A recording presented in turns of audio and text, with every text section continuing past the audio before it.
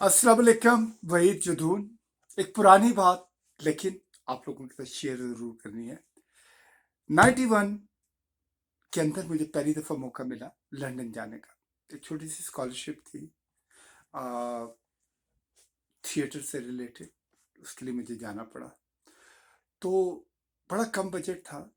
मुझे याद है कि जिस दिन मेरी फ्लाइट थी और जिस वक्त मैं हीथ्रो एयरपोर्ट पे उतरा, तो उसी दिन बीसीसीआई क्लैप्स हुआ था। और ये पहला न्यूज़पेपर था जो मैंने एयरपोर्ट पे आके खरीदा और पता चला जी आज बीसीसीआई क्लैप्स हो गया है। खैर, लंदन पहुंचा। जान पहचान कम नहीं थी। सर्वाइवल का मसला था, रहना कहाँ है, क्या करना है। खैर, हालात के साथ चंद दोस्तों ने मदद की, रहने की जगह मिली। बड़े अच्छे एक्सपीरियंसेस थे। तो वहाँ पे एक यूनिवर्सिटी थी, नॉर्थ वेस्ट यूनिवर्सिटी ग्रीनिच। उसमें जो लड़के थे उनके साथ मैं ठहरा। और मेरा ज़्यादातर टाइम अपने थिएटर स्कूल के अलावा मैं बीबीसी में जाया करता था। वहाँ पे फातिमा सुरैया बजिया साहिबा होती थी, यावर मेहदी साहब होते थे, उनसे मुलाकात होती थी, उनसे बात करता था। उसके अलावा पूरे लंदन में घूमता था, वेस्ट एंड के अंदर अपनी पेंटिंग्स करता था, कोशिश करता था कि पेंटिंग से मुझे कुछ पैसे आए। उसी ज़माने में मेरी मुलाकात हुई, क्योंकि पाकिस्तान से उनको मैं जानता था उनका, तो मैं उनके पास चला गया। वो थे मुजफ्फर अली खान साहब, पोंचो, जो जुल्फ़िकार अली भुट्टो साहिब के भांजे थे। उनका एक क्लब था जो एम्बैंकमेंट के साथ दरियाए टेम्स के अंदर एक बहुत बड़ा शिप था, जिसके 3 फ्लोर थे, जिसके अंदर एक पब था, एक रेस्टोरेंट था और एक डिस्को था। तो बेसिकली उन्होंने मुझे ऑफर की कि यार भाई, आप हमारे पास आ जाए और हफ्ते में 3 दिन हमारे साथ काम करें। तो एज अ हेल्पर, या you can call me anything, मैंने उस क्लब में काम शुरू किया। वो दिन मुझे याद है। मैंने फर्स्ट टाइम पाकिस्तान के जो बड़े बड़े गुरु घंटाल हैं, जिनको हम फ्यूडरल लॉर्ड कहते हैं, या जो हमेशा से हमारी कौमी असम्बली और सूबाई असम्बली का हिस्सा रहे हैं और हमेशा रूलिंग क्लास के अंदर रहे, तो वो तमाम कैरेक्टर वहाँ पे आया करते थे, खिलाड़ी आया करते थे। और उनसे वहाँ पे I was like a silent observer and I was watching every single thing what is going on. तो मैंने उन लोगों को सुना, उन लोगों के दरमियान बैठा, जो चीज़ें महसूस की वो I just want to share. एक बात जो मुझे सबसे अच्छी पता चली वो ये था कि जो वो फ्यूडरल लॉर्ड थे, बेसिकली बड़े ज़हीन लोग थे, बड़े वाइजर थे और इंटेलिजेंट थे। उनको पता था कि वो किस तरीके से अपने आप को हमेशा रूलिंग क्लास के अंदर इन रख सकते हैं, किस तरह से, किस कैपेसिटी के अंदर वो गवर्नमेंट ऑफ पाकिस्तान का, या पाकिस्तान के अंदर किस तरह से वो तमाम बेनिफिट्स हमेशा के लिए हासिल कर सकते हैं। उनका तरीकाकार बिल्कुल डिफरेंट था, जो आम पब्लिक को तो मेरा ख्याल है सोच भी नहीं सकती। लेकिन हरकतें वो तमाम वैसी थी कि जिसके बारे में अगर पाकिस्तान के अंदर कोई बात करता है कि ये जनाब दुनिया की हर वो चीज़ इंजॉय करते हैं जो पाकिस्तान के अंदर बुरी समझी जाती है।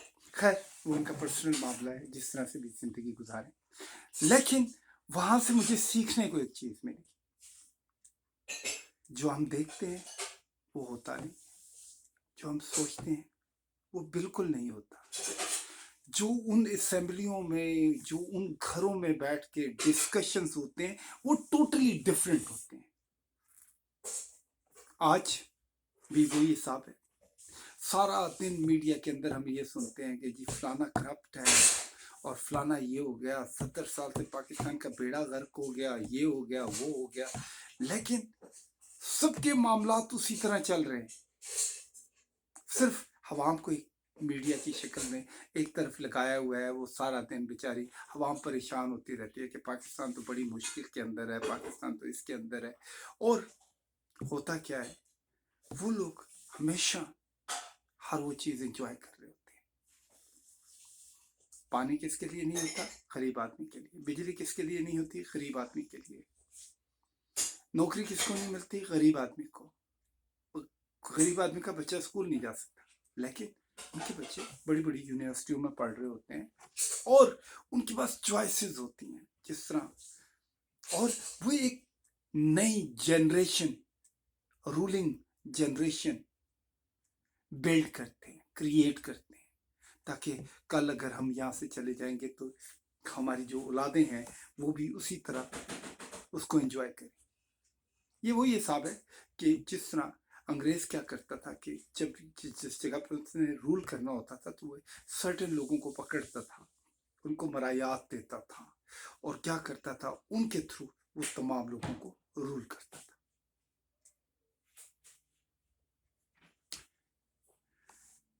अगर कहीं पे भी इनके इंटरेस्ट के खिलाफ कोई बात हो जाए तो सबसे पहले इनका हरबा ये होता था कि ये जाके एस्टेब्लिशमेंट से बात करते थे और फिर जो इन्होंने जिंदगी के किसी भी हिस्से के अंदर जो कॉन्ट्रैक्ट साइन किए होते थे वो कहते थे कि अगर आप ये नहीं करेंगे तो हम ये नहीं करेंगे। वहां पे भी बात नहीं बनते थे तो फिर ये क्या करते थे कि अपनी कौम को रोडों पे ले आते थे।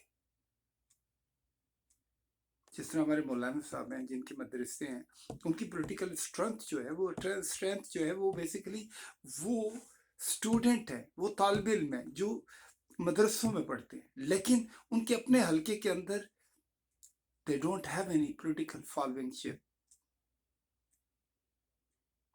और जो स्टैब्लिशमेंट की गोद में बैठ के परवान चढ़े और पॉलिटिशियन बने हैं, जो बेसिकली बिजनेसमैन थे, लेकिन क्योंकि उनको पता था कि ये चीज करेंगे तो हमारा बिजनेस ग्रो करेगा, तो उन्होंने क्या किया, वो हमेशा स्टैब्लिशमेंट के आशीर्वाद के ऊपर हमेशा रूल करते रहे।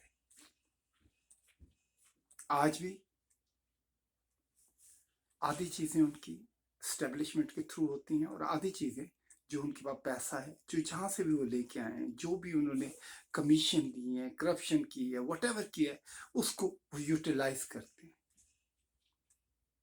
और पाकिस्तान के अवाम को रूल करते हैं। अंग्रेज चला गया, लेकिन अंग्रेज जाते हुए हम लोगों को गुलाम बना गया इन लोगों की। खैर, इस गुलामी से कब निकलेंगे, नोबडी नोज दैट। हाँ, ये जो गवर्नमेंटें आ रही हैं, हो रही हैं, लेकिन ये सिस्टम इतना ज्यादा स्ट्रोंग हो चुका है, ये माफिया, ये कार्टेल इतनी ज्यादा स्ट्रोंग हो चुकी है। मेरा ख्याल है अगर कोई आदमी सेंस की बात करे, he is not going to breathe one day. हम अपना खून गर्म करने के लिए डिबेट्स करते हैं, प्रोग्राम करते हैं, अपने दिल की आवाज कहते हैं, लेकिन एंड ऑफ द डे होता वही है जो ये चाहते हैं। तो सोचिए, आप भी सोचिए, मैं भी सोचता हूँ, and we will come to the point.